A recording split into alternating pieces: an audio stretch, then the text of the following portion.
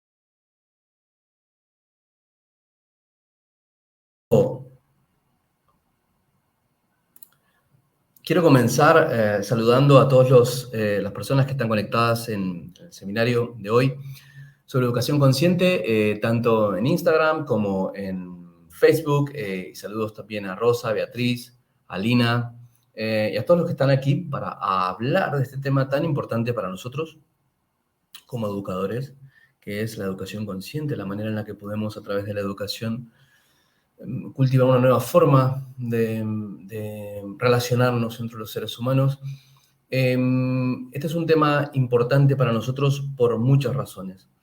La primera y más obvia razón por la cual esto es importante para nosotros es porque, desde luego, que los problemas relacionados con la violencia son absolutamente vinculados con la manera en la que entendemos el mundo y, por supuesto, esto lo hacemos en la escuela. Pero la segunda cuestión tiene que ver con la manera en la que podemos utilizar las intervenciones basadas en mindfulness, las intervenciones basadas en evidencia, pero también basadas en la conciencia plena, para ayudar a los chicos, chicas, jóvenes en las escuelas a entablar una mejor relación consigo mismos, con sus propios sentimientos, vivencias, pensamientos y, por supuesto, con los demás. Y hoy quiero hablar especialmente del papel de los docentes en este proceso, porque obviamente los docentes son la columna vertebral de este proceso de trabajo en educación consciente. Para mí es fundamental, primero, hablar un poco de por qué creo que es importante tocar este tema y sobre todo quiero hablar un poco de mi historia para contar un poco lo que hago. Yo soy psicólogo, soy también antropólogo social, trabajo en el instituto hace tiempo en torno a las terapias contextuales y también en torno a las intervenciones basadas en mindfulness. Esto ha hecho que desde hace mucho tiempo nosotros y yo particularmente empezáramos a integrar en el instituto dos palancas o dos intereses de acción que pueden parecer diversos, pueden parecer incluso distintos, pero son para nosotros parte de la misma plataforma de trabajo y de vida, que son los estudios para la paz y las intervenciones basadas en mindfulness. Nosotros creemos, de hecho, que mindfulness es una intervención que contribuye a la paz y que orientada desde los principios de la paz puede ser tremendamente funcional, y sabemos que es tremendamente funcional para trabajar con la educación. Así que quisiera el día de hoy poder hablar un poco de escuelas conscientes, de qué significa una escuela consciente, qué implica que una escuela funcione de manera más consciente, y por supuesto que esto es todo un reto, ¿no? Así que lo primero que quisiera decir, o que quisiera contar, es un poco o quisiera empezar con la reflexión sobre qué ha hecho la escuela con nosotros. Entiendo que yo he ido al colegio, tú has ido al colegio, todos nosotros hemos estado alguna vez implicados como alumnos en la educación.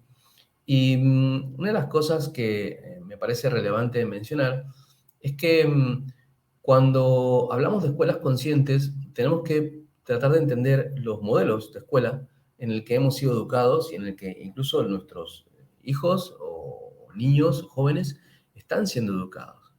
De manera que uno de estos modelos, probablemente el modelo más clásico, ¿no?, de escuela, es el modelo escolar según el cual el docente, el maestro, ¿no?, es el encargado de hacer pensar a los alumnos. La escuela es un gran andamiaje en el cual se moldean las conductas de los alumnos en función de la hegemonía dominante. Esto significa, vamos a intentar que los chicos y jóvenes de alguna manera terminen haciendo lo que nosotros adultos pensamos que es necesario hacer en función de lo que creemos del mundo, lo que sabemos científicamente o lo que incluso sabemos dogmáticamente.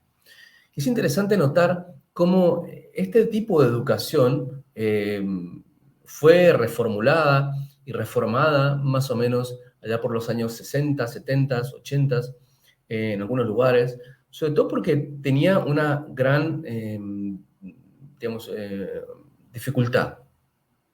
Y era el hecho de que finalmente lo que se estaba haciendo era construir seres humanos que no tenían la capacidad, digamos, habilitante, o no se los habilitaba para pensar críticamente en lo que ocurría. Se los estimulaba para saber, para responder, incluso a veces automáticamente a lo que se les preguntaba, ¿no? Y en este entrenamiento de habilidades, digamos, de un buen ciudadano o ciudadana, por supuesto marcado por tintes nacionalistas, desde luego marcado desde tintes, digamos, que pretenden o pretendían insertar a las personas en aquellos lugares que la nación necesitaba, se olvidaba del sujeto y se olvidaba de los chicos y se olvidaba, por supuesto, del hecho de que los niños y los chicos son personas libres y que por tanto necesitaban de la escuela un espacio no solamente para entrenarse, sino también para ser y para pensar y para deconstruir la realidad. Y hoy, creo, las personas de mi generación o incluso de otras generaciones, estamos asistiendo a ver cómo mucha de este tipo de educación ha generado los problemas que tenemos hoy de adultos, ¿no? Personas que no tienen la capacidad para cuestionar la realidad, personas que están acostumbradas a repetir lo que creen que es correcto dentro del esquema social en el que han sido educados, sin la capacidad para transformar los esquemas de vida en los cuales están insertos, ¿no? El segundo tipo de escuela es una escuela que, reformulada, como digo, más o menos por esta fecha, 60, 70, en algunos lugares 80, empieza a pensar, bueno, tenemos que cambiar nuestro paradigma de vida y tenemos que eh, construir una escuela que se encargue también de ayudar a los chicos a pensar su realidad, ¿no?, a ser críticos, ¿no? Y esta lectura crítica del mundo obviamente es un avance, ¿no? El hecho de enseñarle a un chico a pensar por sí mismo es, por supuesto, un tremendo avance con respecto al modelo anterior. Pero lo que estamos hablando cuando hablamos de escuelas conscientes es de otro tipo de modelo de escuela. No estamos hablando ni de una escuela que entrena a los chicos para ser buenos ciudadanos, ni tampoco una escuela que entrena a los niños para pensar críticamente su realidad, lo cual por supuesto es parte de una buena educación, sino de escuelas en donde además de esto hay un espacio para cultivar la práctica de la presencia plena. Es decir, un espacio en el cual los chicos puedan aprender a relacionarse de una manera más sana con sus contenidos mentales privados, como los pensamientos, sentimientos y sentimientos. Es decir, una escuela en la cual haya espacio para las prácticas meditativas y contemplativas. De hecho, el hecho, valga la redundancia, que nos parezca extraño que en una escuela se practique mindfulness, ya da cuenta de lo poco que entendemos sobre educación actual y de lo poco que entendemos muchas veces sobre la manera en que los seres humanos funcionan en términos de inteligencia emocional. Y como muchas veces digo a los alumnos del instituto, en realidad mindfulness es una práctica que puede servir a la inteligencia emocional, mas no es lo mismo, ¿no? El mindfulness es una práctica tremendamente extensa que, si bien permite mejorar habilidades relacionales y vinculares, no se queda ahí, es una práctica para toda la vida y que implica además la posibilidad de que los profesores y los maestros de la escuela puedan utilizarla, ¿no? Así que, en ese sentido, creo que es muy importante también poder pensar en los docentes y en los roles que los docentes han estado desarrollando a lo largo de la historia. Y uno de estos roles típicos del docente, pudiéramos decir, es el rol de guía. El docente que, de alguna manera, tiene que mostrar el camino a los alumnos y tiene que hacer que los alumnos se inserten en determinadas prácticas y conductas.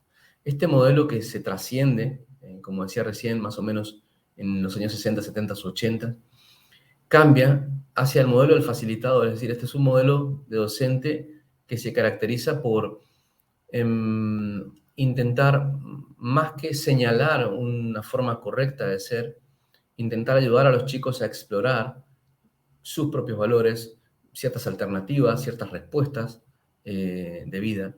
Y obviamente es un modelo mucho más positivo y mucho más amigable, ¿no? Con la capacidad digamos, de avanzar hacia conductas de paz, pero también, por supuesto, hacia conductas de mayor inteligencia emocional. Pero cuando hablamos de escuelas conscientes, no nos estamos refiriendo a ninguno de estos papeles en especial, sino que nos referimos también a la posibilidad de que el docente pueda ser un aprendiz conjunto junto a sus alumnos. Esto es, que pueda practicar desde lo que nosotros en Mindfulness llamamos mente de principiante junto a los chicos. Y es que en realidad, cuando cualquier persona se para frente a una clase desde la perspectiva de el que sabe absolutamente todo, pone inmediatamente a los alumnos en falta con respecto de sí y promueve con esto una actitud poco amigable con la horizontalidad, ¿cierto? Por el contrario, cuando un docente practica mindfulness en una escuela, la actitud correcta, por así decirlo, la actitud eficaz, es la de poder darnos cuenta que como docentes no tenemos todas las respuestas, que no somos sabelotodos y que tampoco somos personas que no se sientan ansiosas o enojadas o tristes en ningún momento, ¿no? Y yo creo que este es digamos, el peor mensaje probablemente que se ha dado a nivel educativo hacia los chicos durante mucho tiempo, y es la idea de que los adultos son personas, digamos, que saben resolver los problemas, que no se sienten mal, que tienen todo muy claro, ¿no? Por supuesto que es importante esto en la vida de los chicos, pero es fundamental también que los chicos puedan ver adultos con sentimientos y también que puedan ver adultos vulnerables, que son capaces de trabajar con su vulnerabilidad más que negarla o parecer, digamos, todopoderosos, ¿no? Entonces, este papel del aprendiz conjunto en el trabajo con mindfulness, significa que el docente pueda abrir un espacio en la escuela para la contemplación y que pueda cultivar ese espacio de contemplación junto a los alumnos. Entonces, ¿qué sentido tiene abrir este espacio aquí en la escuela? Bueno, una de las cosas importantes es tener en cuenta que hay una mejora demostrada de los marcadores académicos de los alumnos en la práctica de mindfulness. Mindfulness ha demostrado mejorar la capacidad de los alumnos para concentrarse, para también realizar actividades que requieren mucho tiempo de atención sostenida. La práctica de mindfulness en las escuelas ha demostrado también ser positiva para el cultivo de la empatía. Parece ser que al aprender a estar más presentes, al aprender a estar con nuestros propios sentimientos y no intentar salir rápidamente de ellos y evitarlos, sino poder convivir con ellos, digamos, también aprendemos a vincularnos mejor con los sentimientos del otro. Aprendemos a tolerar mejor los sentimientos del otro y a no salir corriendo cada vez que se presenta un problema, ¿no? Y no solo esto, sino que además hay un correlato directo con la capacidad de compasión y autocompasión. Nosotros en mindfulness, cuando hablamos de compasión, nos referimos a esta cualidad por la cual un ser humano es capaz de ser consciente del dolor del otro. Y no solo esto, sino también ser consciente de esta humanidad compartida que tenemos con el dolor del otro, ¿no? De que no solamente el otro está sufriendo, sino que yo también como ser humano sufro. Y por tanto, tenemos algo en común. No somos perfectos, ni tampoco debemos serlo. Y también de un elemento que tiene que ver con el deseo de alivio de ese dolor del otro, el deseo de poder contribuir a ese alivio del dolor del otro, ¿no? Es una actividad y es un sentimiento, digamos, que está orientado hacia el otro, hacia el bienestar del otro. Y es un sentimiento además bastante positivo porque tiene un correlato con una mejor salud mental también. Y esto es muy, muy importante. Hay muchísimas investigaciones de la práctica de la autocompasión y los buenos resultados, por ejemplo, en personas con depresión y ansiedad, la manera en la que la autocompasión y la conciencia plena pueden ayudar a que las personas se relacionen mejor con sus sentimientos difíciles, es algo que parece ser cada vez más claro a nivel científico, ¿no? Y por supuesto que en la escuela es súper, súper importante, ¿no? Sobre todo, enseñar a los chicos esta capacidad de autocompasión. Pero no solo eso, también sabemos que la práctica de mindfulness en la escuela contribuye claramente a la posibilidad de que los chicos vivan con menor estrés en el colegio. Usualmente, desde el mundo adulto, el mundo del colegio infantil puede que sea visto como un lugar ideal, en donde se la pasa muy bien, donde hay amigos y donde los problemas son muy puntuales. En realidad, hoy vivimos en sociedades en las cuales los chicos sí que atraviesan muchísimo estrés y sí que están, digamos, insertos en dinámicas de muchísima competitividad. Entonces es importante tener en cuenta que en realidad no somos muy diferentes en ese sentido con nuestros chicos. Estamos en el mismo barco, estamos en una misma sociedad competitiva que obliga constantemente a los chicos a dar mucho de sí. Y mindfulness puede ayudar no solamente a que los chicos puedan tolerar mejor el estrés, sino también ayudar a que las escuelas replanteen sus programas para abrir espacios de no hacer dentro de la currícula. Porque no hacer es tremendamente importante también. Aprender a no estar siempre ocupado y aprender a tener momentos de encuentro con nosotros mismos es fundamental para cualquier programa de educación emocional, por supuesto, ¿no?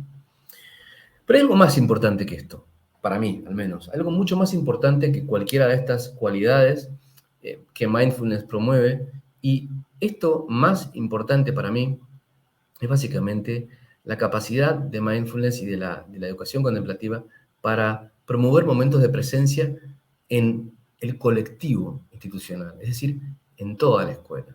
yo creo que mindfulness puede ayudar a construir escuelas conscientes, escuelas que funcionan desde un paradigma diferente en torno a la manera en la que se vive en la escuela y fuera de la escuela, ¿no? Y el impacto, digamos, de estas experiencias con educación puede ser visto a lo largo del tiempo a nivel científico, ¿no? Cuando hablamos de mindfulness en la escuela no estamos hablando de prácticas sui generis, sino que estamos hablando de una serie muy clara de prácticas específicas que se vienen estudiando hace tiempo y que con el tiempo han ido cada vez generando más interés y más publicaciones a nivel académico y que hacen que hoy mindfulness sea una práctica que está dentro de muchos sistemas educativos muy potentes como el sistema inglés u otros alrededor del mundo, ¿no? Y en ese sentido, esta práctica de la conciencia plena debe ser entendida también correctamente para que podamos entender qué rol va a tener en la escuela, ¿no? Y quisiera que podamos tratar de juntos revisar esta definición de lo que es mindfulness como un estado mental que surge, dice John Kabat-Zinn, de prestar atención al momento presente con una actitud de apertura y aceptación hacia los pensamientos, sentimientos y sensaciones que surgen momento a momento. Es decir, es una práctica que implica la posibilidad de parar un momento y dejar de hacer lo que típicamente hacemos. En las sociedades en las que vivimos actualmente, esta puede ser una experiencia bastante disruptiva y bastante poco común, incluso para ti en este momento. Y es, sin embargo, una de las actividades humanas más antiguas y que está presente en muchísimas tradiciones religiosas y filosóficas, la conciencia plena, ¿no? La capacidad, por ejemplo, para prestar atención a lo que ocurre en nuestro cuerpo en este momento, o la capacidad para ser consciente del torrente de pensamientos que pueden aparecer en nosotros en este momento, es de alguna manera una práctica de conciencia plena, ¿no? Y es interesante pensar cuántas veces hemos escuchado en nuestra educación infantil o en nuestra educación adulta hablar de esta práctica, de la posibilidad de no hacer o la posibilidad de estar conscientes. Y es probable que encontremos que muy poco o casi nada. Cuando yo le pregunto a los alumnos en el instituto cuántas veces en tu escuela te hablaron de atención y qué querían decir con atención, lo primero que surge es, hablaron muy poco de ello y cuando hablaban de atención se estaban refiriendo a hacer lo que el docente decía, básicamente, o hacer lo que un adulto decía, ¿no? Un adulto que tenía más poder decía. Pero poco y nada sobre atender a lo que pasa momento a momento, ¿no? Poco y nada de esa atención se refiere o se refería a la práctica de la presencia, ¿no? A la práctica del estar momento a momento con nosotros mismos. Entonces, mindfulness es una práctica que se ha desarrollado a través de muchísimas experiencias diversas, prácticas de movimiento consciente, prácticas de meditación sedente, prácticas de diálogo consciente además. Y de manera secular, es decir, como una práctica que no se basa en un trabajo religioso, sino en un trabajo secular, es decir, fuera de un fin, vamos a decirlo así, religioso.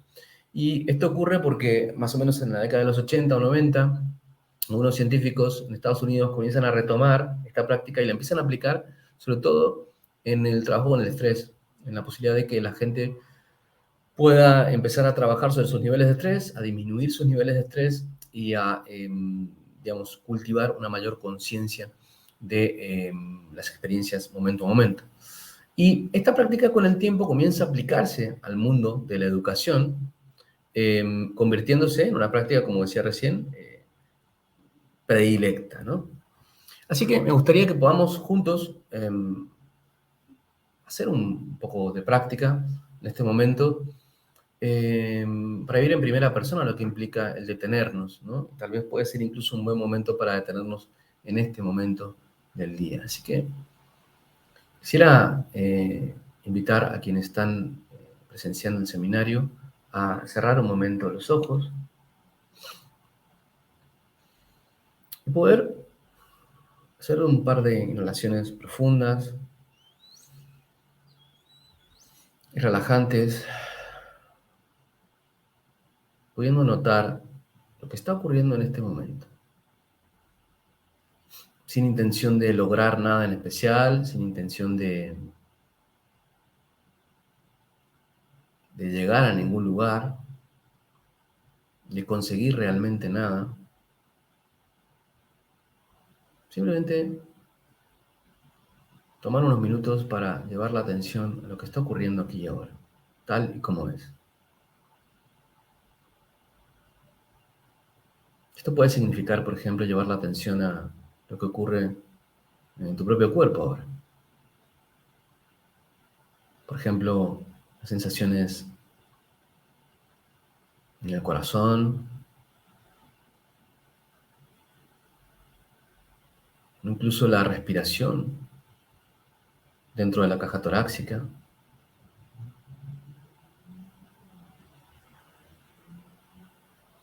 Solo siendo consciente de este oleaje de la respiración dentro de ti.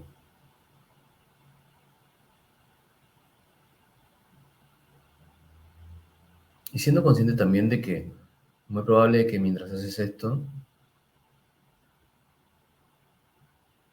tu atención se pierda, se enganche con algún contenido mental o incluso comience a luchar con algún contenido mental. Y cuando esto ocurra, la invitación es a poder darte cuenta de esto. A notar esta actividad mental momento a momento. Y poder solo volver tu atención a la respiración, a notar ese oleaje de la respiración en ti, momento a momento.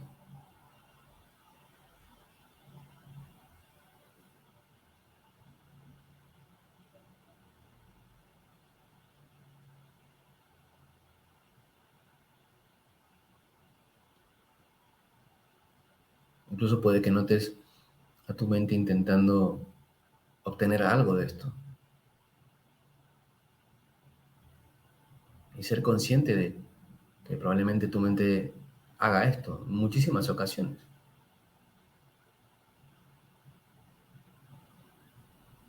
La invitación es a poder notar estos pensamientos, darte cuenta cuando tu mente está perdida y volver la atención a la respiración con amabilidad, con atención, momento a momento.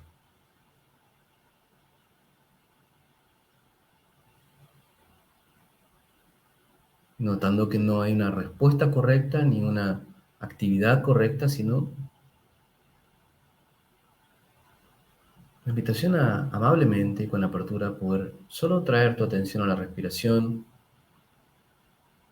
o a las sensaciones en tu cuerpo momento a momento. Solo estar presente con lo que está ocurriendo dentro de ti, como si esto importase, como si fuera importante.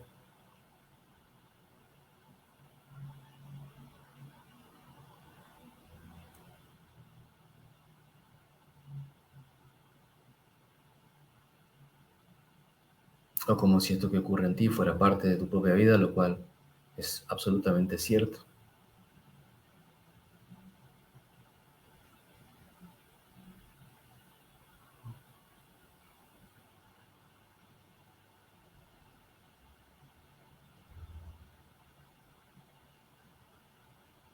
Si en algún momento notas que tu atención ya no está aquí, una vez más, con amabilidad, puedes traer la atención a solo mantenerte notando tu respiración momento a momento.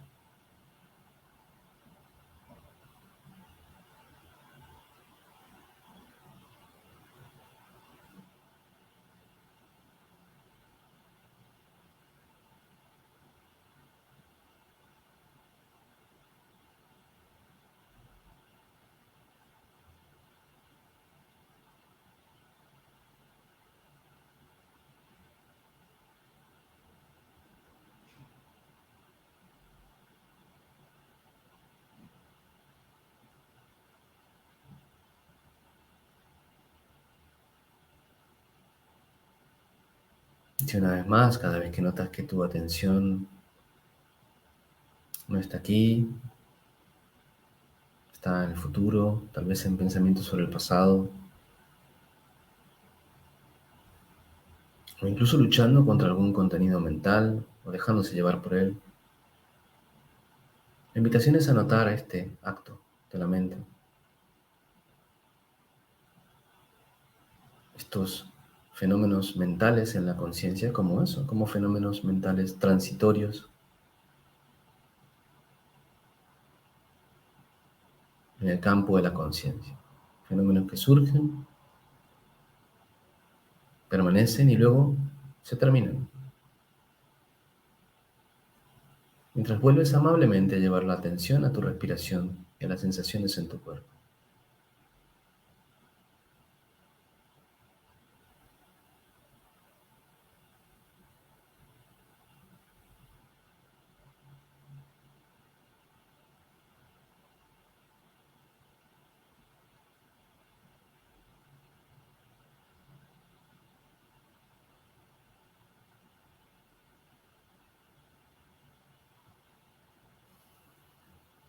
Y ahora, cuando estés listo o lista, puedes comenzar a abrir los ojos, poco a poco, si están cerrados.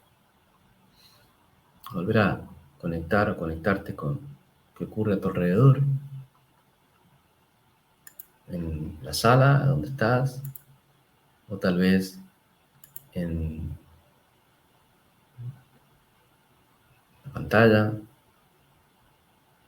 solo siendo consciente también de el hecho de que esto está en tu vida y que es parte de la experiencia de vida actualmente. Entonces, cuando cultivamos esta práctica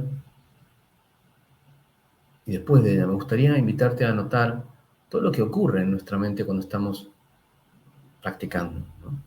También es una buena oportunidad para que quien desee pueda comentarlo. ¿Qué ocurre en tu mente mientras practicas o qué ha ocurrido? Probablemente notes que eh, una de las cosas que pasa es la emergencia de el no saber, la presencia de entrar en un espacio en el cual más que hacer algo o aprender a hacer algo, se trata de aprender a estar con lo que ocurre sin necesariamente hacer algo. Y esto es lo que llamamos el no saber o el aprender a no saber. Esto es súper importante porque cuando podemos llevar estas prácticas a la escuela, cuando yo he trabajado con docentes o con alumnos en la escuela, de este tipo de prácticas, es muy importante aprender a no tener todas las respuestas y a muchas veces estar presente en los momentos de incertidumbre, de confusión o incluso de estrés. Una de las grandes falencias de nuestra educación es no habernos enseñado a estar presentes cuando se termina el saber, cuando ya no hay respuestas. Y piensa, por ejemplo, si esto no es probablemente una de las causas de muchos de tus problemas, ¿no? De los problemas que tenemos en el mundo, ¿no?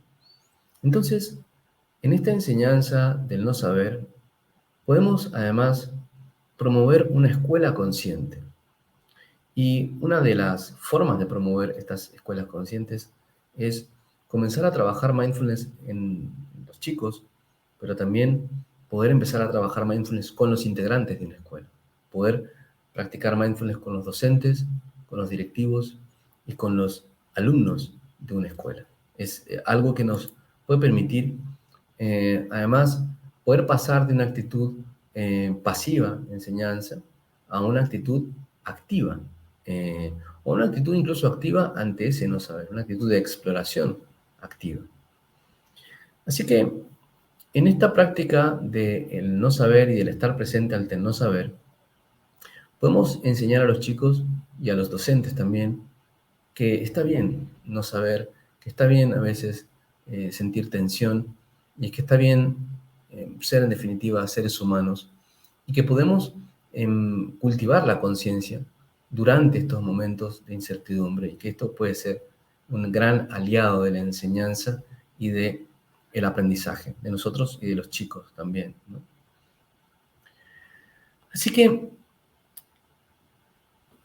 cuando cultivamos esta práctica en la escuela, va a ser muy importante también poder hacerlo desde una visión de horizontalidad. ¿Qué significa esto? Que para poder transitar de la escuela tradicional, de la escuela típica, a una escuela más consciente van a haber muchos cambios que tendrán que ocurrir, ¿no? Y uno de estos cambios es que los profesores y la institución puedan comprometerse con la práctica de mindfulness a mediano y largo plazo. Es decir, que los profesores puedan crear círculos de práctica y que la institución pueda estar de acuerdo con la creación de estos círculos de práctica de mindfulness y que estos círculos de práctica de mindfulness de docentes puedan comenzar a llevarse poco a poco a las aulas. Depende también de la horizontalidad, es decir, de que sepamos de que no estamos entrenando expertos en mindfulness en la escuela, sino en realidad estamos practicando juntos mindfulness, ¿no? Y abrir esta beta para que los docentes puedan practicar con los alumnos, con esta mente de principiante, es sumamente importante también para poder generar esta corresponsabilidad en la escuela de lo que de lo que todos hacemos y va construyendo poco a poco esta conciencia plena, ¿no? Y es fundamental, por supuesto, el abordaje institucional, o sea, una escuela que no se compromete con la práctica o en la cual los directivos no practican y solo los chicos practican mindfulness como una forma de tranquilizarse, ¿no? Es una escuela que probablemente jamás cambie la cultura digamos, del experto, que jamás cambie la cultura de la escuela clásica, ¿no?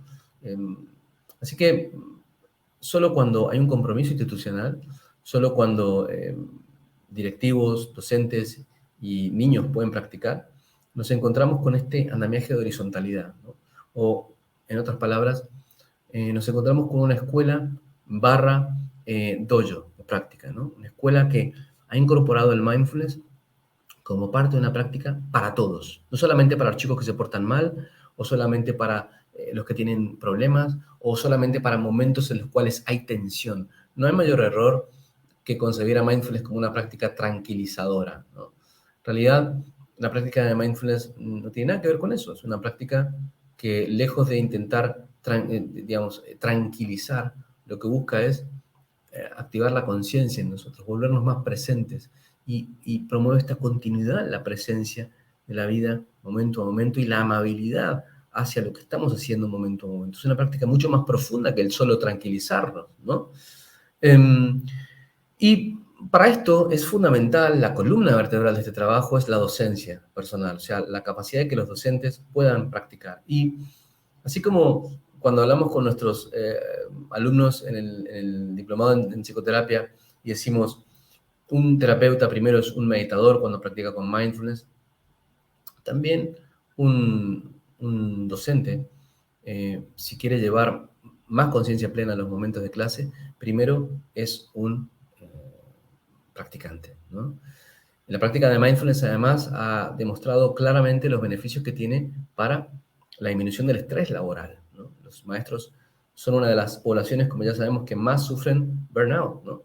Entonces, la práctica de mindfulness es tremendamente beneficiosa para el cultivo de esta conciencia del propio estrés laboral. Pero no solamente para eso, no es lo mismo estar con un maestro tenso, un maestro que no quiere estar allí o que está estresado, eh, a estar con un maestro que está presente en clase, ¿no? Entonces, es no solo algo que impacta en la propia vida del docente, sino también en la propia vida de los alumnos, porque a través del moldeamiento, del ver a alguien lidiar con los problemas, también es como los chicos aprenden, ¿no? Aprendemos más de lo que vemos que de lo que se nos dice que hagamos, ¿no?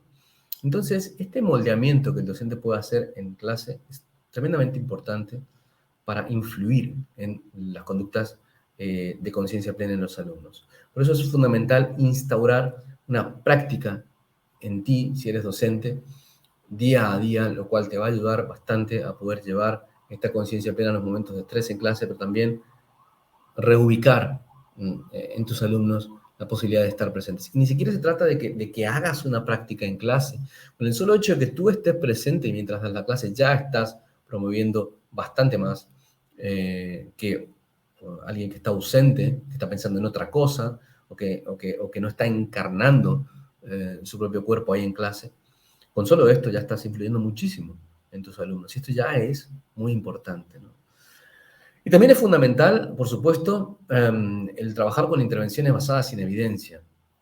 Es decir, trabajar con intervenciones que permitan estar seguros de que lo que hacemos se adapta a las poblaciones con las que estamos trabajando.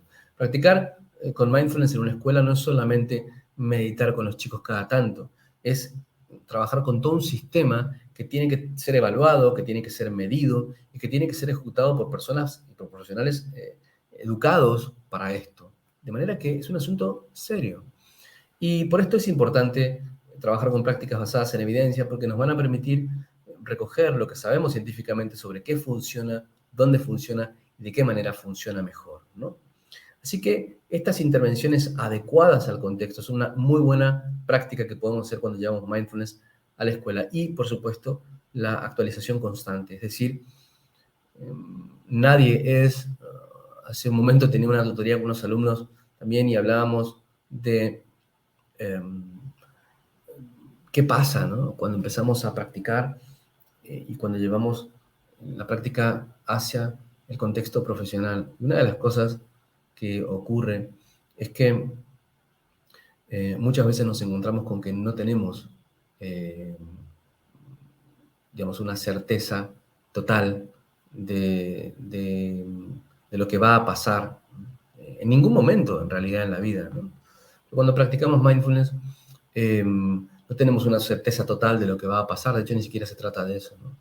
Y puede que nosotros nos enfrentemos en los primeros momentos cuando empezamos a facilitar mindfulness en espacios educativos después de un entrenamiento, por supuesto, con tensión y con una incertidumbre también fuerte sobre cómo hacerlo. Pero es importante tener en cuenta que para poder trabajar en esto, nuestra práctica va a ser fundamental y también la actualización constante, el entender qué es lo que está ocurriendo hoy por hoy en el mundo de la educación y el mindfulness va a ser un aliado cada vez que queramos implementar ciertas técnicas en el salón de clases y en la institución, ¿no? Así que, en síntesis, el tránsito hacia una escuela consciente implica mucho más que practicar mindfulness en la escuela. Implica cambiar de paradigma y implica pasar de un paradigma de el docente como alguien que sabe al docente como alguien que no sabe, junto al alumno que tampoco sabe, pero que tiene la capacidad de estar presente en estos momentos de no saber. Entonces, es algo así como aprender a no saber, aprender a estar presente en estos momentos de no saber. Y esto es una invitación también que creo que podemos llevarnos de este seminario a estar presente en estos momentos laborales de cada uno de nosotros, familiares y de vida, en los cuales no sabemos, en los cuales aparece la incertidumbre y poder estar allí. ¿Qué pasa si en vez de buscar una respuesta inmediata, rápida, ¿no?